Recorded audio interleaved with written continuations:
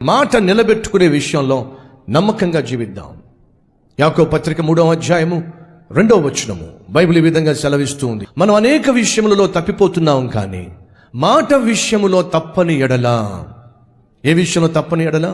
ఎవడైనను మాట యందు తప్పని ఎడల అట్టివాడు లోపము లేనివాడై సర్వ శరీరమును స్వాధీనము మందు ఉంచుకొనగలిగిన వాడై ఉండును.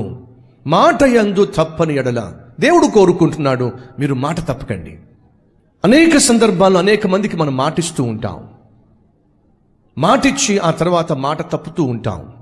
అలాగే తమ కొడుకులు కూతుర్లు మాటిస్తారు, ఏమని, డాడీ ఇక్కడ నుంచి బాగా చదువుతానంటారు, ఎగ్జామ్లో ఫెయిల్గా అని అంటారు, మీ మాట వింటాము అంటారు. కానీ అంటారు కానీ మాట నిలబెట్టుకుంటారంటారా? భర్త త్రాగుబోతుగా తిరుగుబోతుగా ఇష్టానుసారంగా జీవిస్తూ ఉంటే భార్య ఏడుస్తుంది, ఏమిటండి ఈ విధంగా త్రాగి రావడం ఏమిటి, తిరిగి రావడం ఏమిటి, ఇలాగైతే మన బిడ్డల భవిష్యత్తు ఏమవుతుంది అని చెప్పి ఏడిస్తే భర్త అంటాడు, ఇదిగో నీకు మాట ఇస్తున్నా, నా మీద ఒట్టు కాదు నీ మీద ఒట్టు, నీ మీద ఒట్టు, ఇక్కడి నుంచి నేను త్రాగను. సాయంత్రం మళ్ళీ ఫుల్ లోడ్లో వస్తాడు. అడుగుతున్నాను, ఈరోజు మనలో చాలా మంది మాటిస్తున్నారు కానీ మాటను నిలబెట్టుకోగలుగుతున్నారా? ప్రియ సహోదరి సహోదరు, ఎన్నిసార్లు మనం దేవుని సంధికి వచ్చి, అయ్యా ఇంకెప్పుడు కూడా అబద్ధం చెప్పం, మాటిస్తున్నాం. ఇంకెప్పుడు కూడా అన్యాయంగా సంపాదించాం, మాటిస్తున్నాం.